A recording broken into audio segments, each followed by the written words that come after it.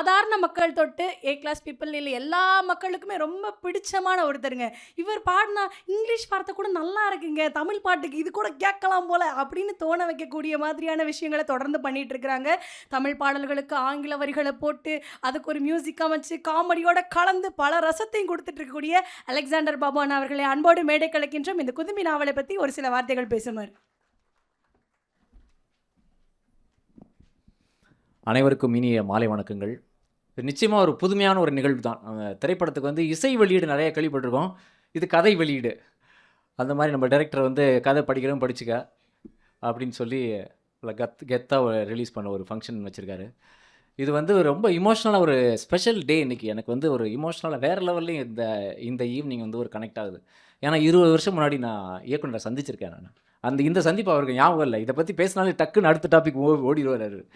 20 வருஷம் முன்னாடி அந்த பிரிவோம் சந்திப்போம், பார்த்திபன் கனவெல்லாம் வந்து ரொம்ப பரபரப்பாக இந்த மாதிரி ஒரு நல்ல ஒரு சென்சிபிள் ஃபிலிம்ஸ், சென்சிபிள் டைரக்டர் தமிழில் இருக்கார். இப்போ இந்த மாதிரி தான் டைரக்டர் தான் நமக்கு தேவை. இந்த மாதிரி டைரக்டரோட தான் நம்ம ஒர்க் பண்ணோம். ஸோ அப்போ வந்து 20 வருஷம் முன்னாடி சினிமாவில் நடிக்கணும்னு எனக்கு தீராத ஒரு காதல் இருந்தது. எனக்கு ரொம்ப ஆசை நடிகன் ஆகணும்னு சொல்லி.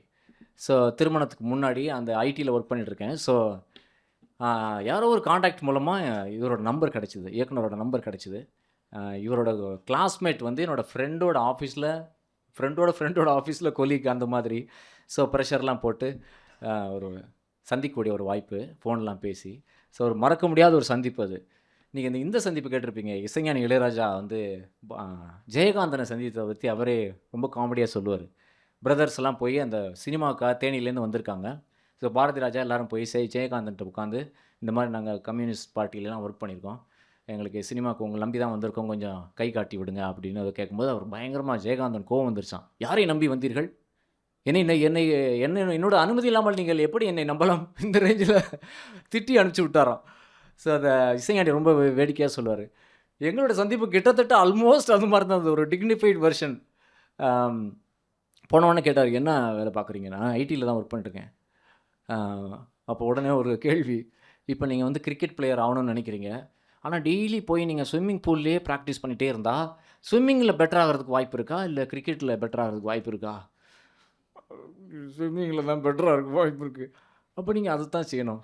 நீங்கள் இது பண்ணணும்னா நீங்கள் எதுவாக ஆக நினைக்கிறோமோ அது தானே செய்யணும் அப்படின்னு ஒரு 3 நிமிஷத்தில் மீட்டிங் முடிஞ்சிருச்சு. ஸோ அது முக்கியமான ஒரு பாடமாக எனக்கு அது அடிக்கடி நான் அந்த பாடத்தை நினச்சிக்குவேன். எதுவாக நீங்கள் ஆகணும்னு நினைக்கிறீங்களோ அதுவாக நீங்கள் ஆயிடணும். அது நான் யாரும் நம்மளை வந்து ஆக்கலாம் மாட்டாங்க, நம்மளே ஆயிடணும். ஸோ அந்த ஃபாஸ்ட் ஃபார்வர்ட் லைஃப் ஒரு 15 இயர்ஸ்க்கு நான் 10 இயர்ஸ் ஒர்க் பண்ண அப்புறம் தான் வேலையெல்லாம் விட்டுட்டு ஸ்டாண்டப் சினிமாவுக்கு போகிறதுக்கு ஒரு பெரிய தயக்கம், ஒரு அச்சம் இப்போ கூட இருக்குது. ஸோ அன்சர்டன், நம்ம கையில் எதுவுமே இல்லைங்கிற மாதிரி ஒரு பயம் இருந்துகிட்டே இருக்குது. ஸோ அதுக்கப்புறம் ஒரு 15 இயர்ஸ்க்கு அப்புறம் அலெக்ஸ் இன் வண்டர்லாண்டுங்கிற ப்ரோக்ராம் நான் ரிலீஸ் பண்ணி அமேசான் ப்ரைமில் வந்து முதல் வாரத்திலே வந்து கருப்பழனி அப்படின்னு அப்போ வந்து அவருக்கு நம்ம சந்தித்ததெல்லாம் நிச்சயமாக ஞாபகம் இருக்க வாய்ப்பே இல்லை. ஒரு இலக்கிய விழாவில் வந்து ஒரு முக்கியமான எழுத்தாளர்கள்லாம் இருக்காங்க. ஐ திங்க் பவானன் கூட இருந்தாருன்னு நினைக்கிறேன். அந்த விழாவில் வந்து வீடியோவில் ஒரு வீடியோ ரிலீஸ் ஆச்சு. இந்த மாதிரி அலெக்ஸ் இன் வண்டர்லாண்டுன்னு ஒரு ப்ரோக்ராம் வந்திருக்கு, அமேசான் ப்ரைமில் எல்லோரும் போய் பாருங்கள் அப்படின்னு சொல்லி அதை பற்றி 2 நிமிஷம் பேசினார். ஸோ அப்போது வந்து எனக்கு ஒரு பெரிய ஒரு நிறைய ஒரு life has come full circle அப்படிங்கிற மாதிரி. அதுக்கப்புறம் முக்கியமான யுகபாரதியோட நட்பெல்லாம் அதுக்கப்புறம் தான் ரொம்ப மகிழ்ச்சியான ஒரு நட்பாக நான் நினைக்கிறேன். ஸோ அதுக்கப்புறம் ஃபாஸ்ட் ஃபார்வர்டு ஒரு ஃபியூ மந்த்ஸ் முன்னாடி தான் நாங்கள் சந்தித்தோம். ரொம்ப நான் அவரோட வீடியோ பேச்சுக்கள்லாம் உரையெல்லாம் பயங்கரமாக ஃபயராக இருக்கும். ரியல் லைஃப்பில் அவர் பயங்கரமான ஒரு ஸ்டாண்டப் கமெடியன் தான். அவர் ஃபுல்லாக நக்கலும் நையாண்டியும். இவர் வந்தாருன்னா நாங்களாம் அவுட்டு. இவர் காமத்துறையோட அப்படி தான் அவர் கனெக்ட் ஆகிட்டாருங்கன்னு நினைக்கிறேன். ஃபுல்லாக நான் காமத்துறை ரொம்ப ஒரு ஒரு 30 வயசில் இருப்பார்னு நினச்சேன். அவ்வளோ குசும்பு. நாவல் படிச்சிங்கன்னா நீங்கள் தெரியும் என்ன குசும்பு. அந்த தீப்பெட்டி மேட்டர்லாம் வந்து எப்படியா அப்படிலாம் எழுதுறாங்கன்ற மாதிரி ரொம்ப கூச்சமாக பயங்கரமாக இருந்தது. ஸோ இந்த நேரை சந்திக்கும் போது தான் அவர் அவ்வளோ எனர்ஜி. அண்ணன் வந்து பயங்கரமாக கருப்பழனியப்பன் இல்லை பழனியப்பன் வல்லினார் ஆகிறான். துருன்னு பறக்க அப்படியே 10 பிளாக் காஃபியை குடிச்சிட்டு அலைஞ்ச மாதிரி பரன்னு இருக்காப்புல. அவர் பேசுகிற ஃபார்மேட்டே அந்த ஸ்டாண்டப் ஃபார்மேட் தான். ஒரு ப்ரிமைஸ் பஞ்சு. அவன் எல்லாத்தையும் உலகத்தில் இருக்க எல்லாத்தையும் படித்து வச்சுருக்காரு. ஒவ்வொன்றுக்கும் ஒரு நோடு சொல்கிறாரு. ஒரு 10 புக்கிலேருந்து அடிச்சு விடுறாரு. ஆனால் அவர் வண்டியே வந்து ஒரு நடமாடும் லைப்ரரி தான் அது. கார்லேயே அவ்வளோ புக்ஸ் இருந்து எனக்கு ஒரு 2 புக்ஸ் கொடுத்தாரு. அதுக்கப்புறம் நம்ம எது சொன்னாலும், "ஓ உங்களுக்கு அது பிடிச்சிருக்கா? அப்படின்னா இந்த புக் பிடிக்கும். நான் வீட்ல அனுப்பிச்சு விடுறேன்." ஸோ கருப்பழனிபுரம் நட்புல இருந்தா வந்து நமக்கு புத்தக செலவு கிடையாது. அவரே அனுப்பிச்சு விட்டுருவாரு. ஸோ நம்ம படிக்க வேண்டியது. அண்ட் இந்த நிகழ்வு கூட அந்த மாரி ஒரு ஒரு நோபல் ஐடியால தான் பண்ணியிருக்காருன்னு நெனைக்கிறேன். நம்ம எல்லாரையும் அவரு தீவிரமா எவ்வளோ படிக்கிறாரோ, அந்த துளிய நம்மட்ட அந்த துளிய கொஞ்சம் வந்து நம்மள பாஸ் பண்ணி விட்டுருக்கணும்னு, நம்மள அதுக்குள்ள கொண்டு வந்துடணும்னு பார்க்குறாரு. நம்மள எப்படியாவது படிக்க வச்சிரணுன்ற மாரி. ஸோ இந்த நாவல்ல ரொம்ப ஒரு சுவாரஸ்யமா இருந்தது. தேனி வட்டார வழக்கு. இப்போ காமத்துரை பேசும்போது தான் அந்த அந்த பயங்கரமா அந்த கேரக்டர்ஸ்லாம் தே கம் அலைவ். பயங்கர சுவாரஸ்யமா எழுதியிருக்கிறாங்க. அவரோட நடையும் பயங்கரமா அந்த கிண்டல் தான்.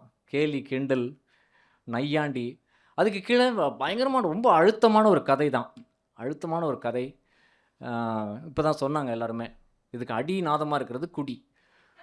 நான் வந்து குடி அப்போ பாதி நாவல்ல நான் வந்து அண்ணனுக்கு ஃபோன் பண்ணி சொன்னேன். முடியல நானே டி அடிக்ஷன் சென்டர் போகணும் போல இருக்கு. விடாம குடிக்கிறாங்க. ஒரு 2 பேஜ் குடிக்காம இருங்கடா. கொஞ்ச நேரம் இந்த சரவணனை கொஞ்சம் நேரம் வர விடுங்கன்னா, இப்படி போறான் அப்படி வந்து குடிச்சிட்டு வந்துடுறான். இப்படி மாற்றி மாற்றி குடியாய் குடியிருந்து நீங்கள் டைட்டில் வச்சுருங்க அப்படின்னு சொன்னேன் நான். இந்த ரஜினிகாந்த் சொல்லுவார்ல, இந்த ரஜினிலாம் ஒன்றுமே இல்லைங்க. இப்போ நீங்கள் பார்க்குற ரஜினி ஒன்றுமே இல்லை. அந்த ஒரு பேட் ஹேபிட்னால this is what I am அப்படின்னு இதை விட நான் பெரிய விஷயங்கள்லாம் பண்ணியிருப்பேன். ஸோ தமிழ்நாட்டை ரொம்ப ரெலவெண்ட்டான ஸ்டோரின்னு நான் நினைக்கிறேன். தமிழகத்தை ரொம்ப அழித்த ஒரு கலாச்சாரம் சொல்லி தான் இந்த குடி கலாச்சாரத்தை நம்ம பார்க்குறோம்.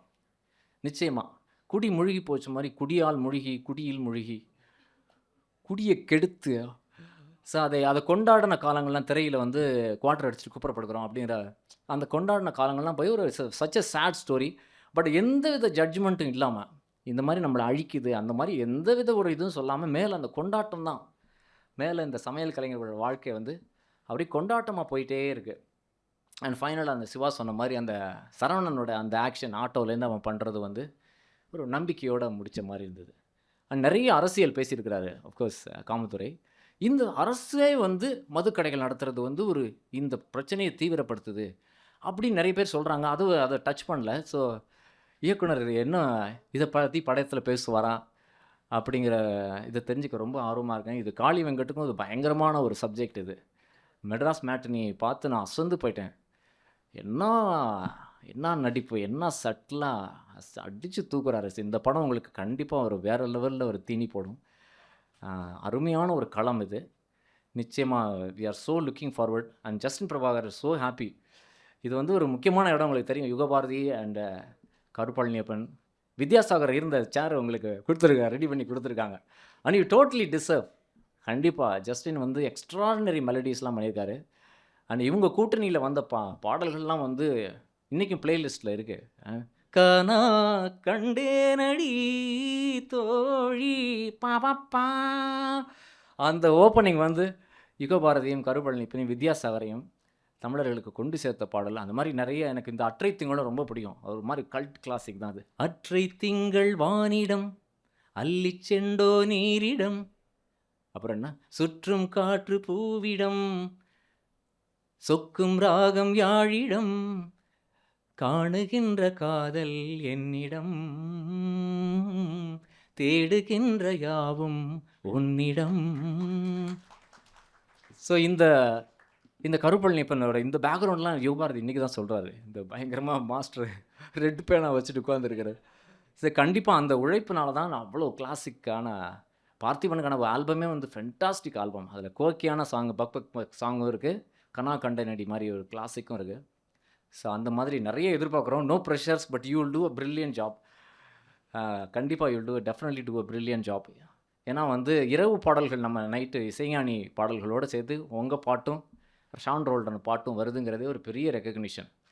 அடியே அழகே அந்த பாட்டே நீங்கள் நைட்டில் தான் போட்டிருப்பீங்கன்னு நினைக்கிறேன்.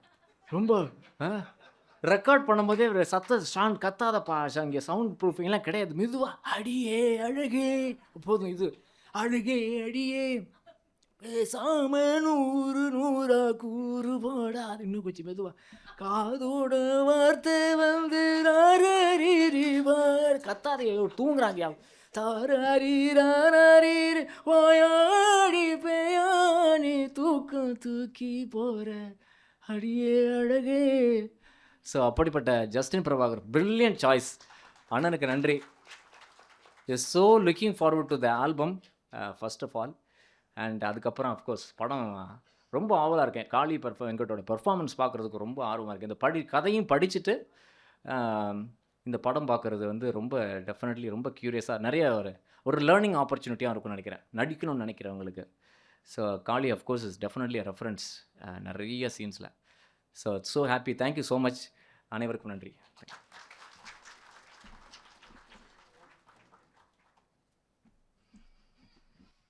எங்களையும் குதும்பி நாவலுக்குள்ள ஒரு நகைச்சுவையோடு அழைச்சிட்டு போனதுக்கு ரொம்ப ரொம்ப நன்றி உங்களுக்கு. ஒரு கைத்தடல் மூலமாக மீண்டும் ஒரு தடவை நன்றி சொல்லிடலாம்.